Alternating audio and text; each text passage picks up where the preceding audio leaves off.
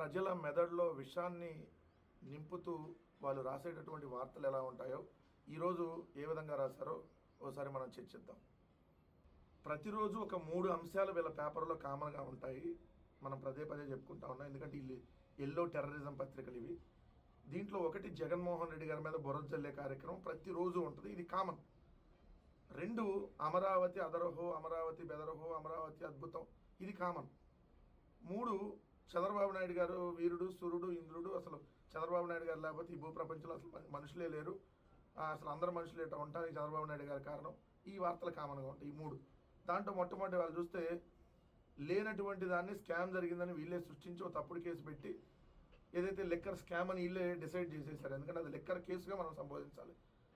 ఆంధ్రప్రదేశ్ రాష్ట్ర చంద్రబాబు నాయుడు గారి ప్రభుత్వం పెట్టినటువంటి తప్పుడు లెక్కర్ కేసు ఏదైతే ఉందో దాంట్లో జగన్మోహన్ రెడ్డి గారిని ఇరికించాలనేటటువంటి ప్రయత్నం, అరెస్ట్ చేయాలనేటువంటి ప్రయత్నం ఏ విధంగా చేస్తుందంటానికి రోజు ఏ విధంగా వాళ్ళ వార్త రాస్తారో దాంట్లో భాగంగా ఈరోజు కూడా జగన్ ఆదేశించారు, పార్టీకి భారీగా ఫండ్ వచ్చేలా మద్యం విధానం రూపొందించామన్నారు. సిట్ విచారణలో రాజకేశ్ రెడ్డి వెల్లడి. రెండో రోజు 8 గంటల విచారణ, 100కు పైగా ప్రశ్నలు అడిగినటువంటి అధికారులు, ముడుపులపై నోరు విప్పని కేసిరెడ్డి. ఇది ఈనాడు రాసింది. బూత్ జ్యోతి వచ్చేటప్పటికి వైసీపీకి లిక్కర్ ఫండ్, అందుకు అనుగుణంగా మద్యం పాలసీ, డబ్బులు బాగా రావాలని జగన్ చెప్పారు. ముడుపులు ఇవ్వని వారికి ఆర్డర్ బంద్. సిట్ కస్టడీలో రాజకేశ్ రెడ్డి వెల్లడి. చాణక్యతో కలిసి ప్రశ్నించిన అధికారులు మద్యం స్కామ్లో నేడు కూడా సిట్ విచారణ. సరే, ఇది రాశారు కదా, దీంట్లో హెడ్డింగ్లు ఇలా పెట్టారు కదా, లోపలికి వెళ్ళి చూద్దాం అసలు నిజంగా మ్యాటర్ ఏముంది, సిట్ విచారణకు సంబంధించి అసలు ఏం జరిగిందనే దాని మీద వాళ్ళు ఒక్కసారి చూస్తే మీకు ఈనాడు పార్టీ ఫండ్ కింద వైకాపాగా భారీగా నిధులు సమకూరేలా మద్య విధానం రూపొందించాలని జగన్మోహన్ రెడ్డి తమకు బాధ్యతలు అప్పగించారని మద్యం ప్రధాన నిందితుడు అంగీకరించినట్టు సమాచారం. 2 అత్యధికంగా ఆటలు దక్కించుకున్న మద్యం సరఫరా కంపెనీలు డిస్టిలరీ నుంచి వసూలు చేసిన సొమ్మును వాటి ప్రభుత్వ ప్రతినిధులకు ఎలా చేర్చారని దానిపై మాత్రం నోరు విప్పలేదని తెలిసింది. అక్కడేమో అంగీకరించినట్టు సమాచారం, ఇక్కడ నోరు విప్పలేదని తెలిసింది. బుకాయించేందుకు యత్నించారు, మళ్ళీ అంగీకరించినట్టు సమాచారం. విశ్వసనీయ సమాచారం ప్రకారం, బాగా కామెడీ ఉంటుందండి, విశ్వసనీయ సమాచారం ప్రకారం వాళ్ళు క్వశ్చన్ అడిగారు, మద్యం సరఫరా కంపెనీలు డిస్టిలరీ నుంచి ప్రతి నెల వసూలు చేసిన 50-60 కోట్ల ముడుపులకు నాటి ప్రభుత్వ పెద్దల ప్రతినిధులకు ఎలా అందజేశారు. సమాధానం చెప్పలేదు, నోరు విప్పలేదు. కానీ ఇక్కడేమో విప్పేశాడు, మొత్తం అంగీకరించినట్టు సమాచారం. ఇక్కడేమో సమాధానం చెప్పలేదు, నోరు విప్పలేదు. అదే పత్రికలో అదే ఒక పేజీలో ఒకటి ఉంటుంది, ఇది ఒక పేజీలో ఇంకోటి ఉంటుంది, అంతే. ఎంత వినండి, సమాధానం చెప్పలేదు, నోరు విప్పలేదు. వసూలు చేసి అప్పగించడం దాని మీద అడిగారంట. అడిగితే నాకెట్లా తెలిసింది, అన్నీ మీకే తెలిస్తే మీరు నన్ను ఎందుకు అడుగుతున్నారని ఆయన బుకాయించాడంట. అది వీళ్ళే రాస్తారు. మరి దానికి సంబంధించి చెప్పాలి కదా అసలు ఏం జరిగిందో. మళ్ళీ నాకు తెలియదు అన్నాడని బుకాయించాడు, నీళ్లు నమిలాడు, అసలు గుట్టు విప్పాడు. ఇద్దరు నుంచి పొంతలేని సమాధానాలు వచ్చాయి. ఇది చాణక్యను రాజకేశ్ రెడ్డిని కూర్చోబెడితే ఇన్ని మీరే రాస్తారు. జగన్ ఆదేశించాడని రాసేస్తారు. నోరు విప్పలేదు, గుట్టు విప్పాడని మీరే, నోరు విప్పలేదు, గుట్టు విప్పాడు. వాహ్వా, సిగ్గు శరం, అస్సలు ఏమన్నా కడుపుకి అన్నం తినేమని రాస్తున్నారు. రామోజీరావు చచ్చిపోయిన ఈ ఆంధ్రప్రదేశ్ రాష్ట్రానికి పట్టిన పీడ మాత్రం వదల్లా. ఎందుకంటే ఈనాడు పత్రిక రూపంలో ఇంకా ఉంది, ఎందుకంటే కిరణ్ నడుపుతున్నాడు కదా అలా కొడుకు. ఇదే తప్పుడు వార్తలు, తండ్రిని మించి తప్పుడు వార్తలు. మధ్యలో మీరు ఏమన్నా టీలు కాఫీలు లేదా బాత్రూమ్లు గడుపుతున్నారు వాళ్ళిద్దరు. సిట్ విచారణ సిట్ ఒకవేళ విచారణ చేసిన తర్వాత అది ఎవరికి చెప్పాలి, కోర్టుకి చెప్తుంది కదా. ఆ కోర్టుకి రిమాండ్కి ఆల్రెడీ వేశారు, దాని వల్ల కోర్టు రిమాండ్ ఎక్స్టెండ్ చేసేటప్పుడు ఇది మేము విచారణ తీసుకున్నాం కస్టడీలో.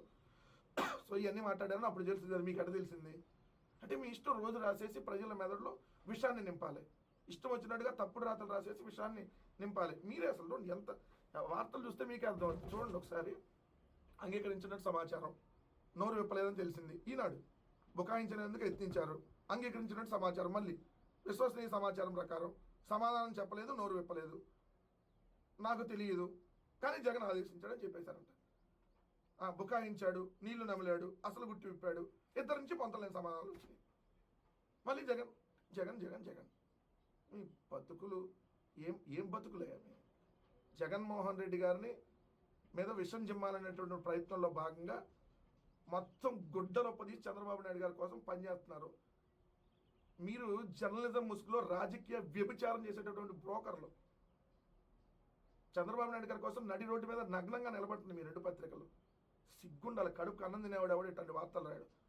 చెప్పాక ఎండుగడ్డి పచ్చిగడ్డి ఇంకా రోడ్డు మీద ఉన్న చెత్తా చెదారం గేదెలు కూడా తిన్నటువంటి ఉంటాయి చూడు, అవి తినేవాళ్ళు ఈ వార్తలు రాస్తారు ఇట్లా. ఇంకోటి, ఎవరి కోసం ఈ జగన్ నాటకం? పిఎస్ఆర్ వైకాపా పాలనలో ఏపీపీఎస్సీ కార్యదర్శిగా ఏకఛత్రాధిపత్యం, గ్రూప్ 1 జవాబు పత్రాల మూల్యాంకనంలో కుంభకోణం, 90,000 ఓఎంఆర్ షీట్లపై అనామకుల చేత మార్కులు నమోదు. ఇది ఇంకొక తప్పుడు వార్త. ఏదైతే ఆంధ్రప్రదేశ్ రాష్ట్ర ఇంటెలిజెన్స్ చీఫ్గా పనిచేసినటువంటి పిఎస్ఆర్ ఆంజనేయులు గారు ఒక నిజాయితీ కలిగినటువంటి ఆఫీసర్, ఆయన మీద ఒక్క మరక కూడా ఇప్పటి వరకు లేదు. కానీ ఇంటెలిజెన్స్ ఆఫీసర్గా పనిచేశారు కాబట్టి చంద్రబాబు నాయుడు గారిని, జగన్మోహన్ రెడ్డి గారి హయాంలో ఈయన ఇంటెలిజెన్స్ ఆఫీసర్గా ఉన్నప్పుడు ఏదైతే చంద్రబాబు నాయుడు గారిని అరెస్ట్ చేశారు కాబట్టి తప్పుడు కేసులు పెట్టి ఆయన జైల్లో పెట్టాలనేటువంటి టార్గెట్లో భాగంగా ఒకటి హనీ ట్రాప్ నటి జత్వానికి సంబంధించి పెట్టారు. ఇది ఆమె దేశం మొత్తం ఆమె వలపు లేడీ అని ఆమెకు సంబంధించి అనేక కేసులు ఆల్రెడీ దేశవ్యాప్తంగా నమోదైనవి. అసలు ఈ రాష్ట్రంలో పెద్ద దేవతలాగా తీసుకొని వచ్చి ఈ కూటమి నాయకులు ఏ విధంగా ఆమెకి ట్రీట్ ఇచ్చారు, ఏ విధంగా ట్రీట్మెంట్ ఇచ్చారు, నోవాటెల్ హోటల్లో పెట్టి వివిఐపి సెక్యూరిటీతో ఏ విధంగా చేశారని మనం చూసాం. ఆ కేసుతో పాటు ఇప్పుడు ఇంకో కేసు పెట్టాలి, ఇది అయిపోతే ఇంకో కేసు పెట్టాలి. ఒక్కో దాని మీద బెయిల్ వస్తూ ఉంటే ఇంకొక 4 కేసులు యాడ్ చేయాలి. చూసాం కదా, పోసాని కృష్ణమురళి గారి మీద కానీ, లేదంటే వైఎస్ఆర్ కాంగ్రెస్ పార్టీ నాయకుల మీద కానీ అనేక మంది మీద వెళ్ళాలా. ఎంత దారుణం అంటే, రెడ్ బుక్ అనేటటువంటి ఒక పిచ్చి కుక్కని నారా లోకేష్ ఎవరి మీద పడితే వాళ్ళ మీద వదిలేసి ఇష్టానురీతిగా అరెస్టులు చేసేటటువంటి కార్యక్రమంలో భాగంగా ఇది కూడా. సో పిఎస్ఆర్ ఆంజనేయులు గారి మీద మరొక తప్పుడు వార్త రాసి జనాల మెదడులో ఏదో వైఎస్ఆర్ కాంగ్రెస్ పార్టీ ప్రభుత్వం అంతా జరిగిపోయినాయి, స్కాములు జరిగిపోయినాయని చెప్పి ఇందాక లెక్కల కేసు లాగానే ఉంటుంది. ఆ కుంభకోణం అని, ఈ కుంభకోణం అని ఇప్పుడు కూడా జరుగుతున్నాయి. ఇప్పుడు జరుగుతున్న కుంభకోణాలను డైవర్ట్ చేయడానికి అంతకుముందు చంద్రబాబు నాయుడు గారి ప్రభుత్వంలో జరిగిన కుంభకోణాల్లో ఎంక్వైరీలు ఆపేసేసి దాని మీద జరిగిన కుంభకోణాల మీద అంతా జగన్మోహన్ రెడ్డి గారి మీద నెట్టేస్తే ప్రజలంతా అటువైపు డైవర్ట్ అవుతారనేటటువంటి ఒక కుట్రలో భాగంగా మెదడులో విషం నింపేటటువంటి కార్యక్రమంలో భాగంగా రోజు ఆ గలీజు పత్రికలు రాస్తున్నటువంటి వార్తల్లో ఇది కూడా. ఇంకొక వార్త మీకు చూస్తే పెద్దిరెడ్డి రామచంద్రారెడ్డి గారి మీద ఖచ్చితంగా వారంలో ఒకరోజు పెద్దిరెడ్డి గారి మీద, మిథున్ రెడ్డి గారి మీద వార్త రాయింది. పాపం వీళ్ళకి తిన్నది వంట పద్ద. కిరణ్కి కానీ, లేదంటే రామోజీ కొడుకు కిరణ్కి కానీ, లేదంటే రాధాకృష్ణకి కానీ వంట పట్టదు. సో రామోజీ ఉన్నప్పుడు అట్టని రాశారు, ఇప్పుడు కూడా అది కంటిన్యూ అవుతుంది. ఏదో ఒక కేసులు బనాయించి అరెస్ట్ చేయాలి, ఏదో ఒక విధంగా పెద్దిరెడ్డి గారిని ఏదైతే ఒక విలన్గా చూపించాలనేటటువంటి ప్రయత్నం. ఆ భూములు కబ్జా అంటారు, ఈ భూములు కబ్జా అంటారు. కోర్టుకి వెళ్ళి చూపించినా కోర్టు అవి కాదు, వాళ్ళు ఏం కబ్జా చేయలేదని చెప్పినా మళ్ళీ దాని మీద ఎంక్వైరీలు అంటారు. సో ఇవన్నీ వాళ్ళకి కామన్. ఒక రెండు రకాల కేసులు తప్ప అన్నీ పెట్టారు. ఒకటి రేప్ కేసు పెట్టలా, ఇంకోటి గంజాయి కేసు పెట్టలా, ఇంకా అన్ని కేసులు పెట్టారు. అవి కూడా పెట్టేస్తే సమాప్తం అయిపోద్ది కదా, ఇంకా పెట్టడానికి ఏం కేసులు కూడా ఉండవు కదా. ఇప్పుడు భూములకు సంబంధించి చూడండి, ఇది ఇంకో దానికి సంబంధించి పెద్దిరెడ్డి గారు ఎక్కడైతే తిరుపతిలో ఉంటున్నారో అక్కడ ఆయన భూములకు సంబంధించి పెద్దిరెడ్డి ఇంటి దగ్గరే సర్వే చేస్తారా, సర్వే వాళ్ళు వస్తే సర్వే చేస్తారా అని చెప్పి అక్కడ నిలదీశారంట. అందులో పెద్దిరెడ్డి రామచంద్రారెడ్డి గారు లేరు అక్కడ, అసలు ఆయన అక్కడ సీన్లో లేరు. కానీ ఆయన అనుచరులు చేస్తారని వీళ్ళే రాసేస్తారు. ఆయన అనుచరులు అని పేర్లు పెట్టేసి వీళ్ళే రాస్తారు. ఇంకొకటి రుబాబు, పెద్దిరెడ్డి ఇంటి దగ్గర సర్వే చేస్తారా, బొగ్గమఠం భూముల్లో రుబాబు అని బూతు జ్యోతి. సర్వే జరగకుండా పెద్దిరెడ్డి అంచర్లో దౌర్జన్యం. ఎట్టకేలకు అతి కష్టమే సర్వే పూర్తి చేసిన ఆయన. ఇంట్రెస్ట్ ఉంది కదా, ఏంది రుబాబు చేసి అంచర్లు అడ్డుకున్నారంట, కానీ సర్వే పూర్తి చేశారంటే ఇది బూతు జ్యోతి. రోతనాడు ఈనాడులోకి వెళ్తే 2.5 గంటల్లోనే 14.49 ఎకరాల సర్వే పూర్తి. ఇది 2.5 గంటల్లోనే సర్వే పూర్తి చేశారు. మరి ఆయన అనుచరులు దౌర్జన్యంగా అడ్డుకుంటే సర్వే 2.5 గంటలు ఎట్లా పూర్తి అయింది?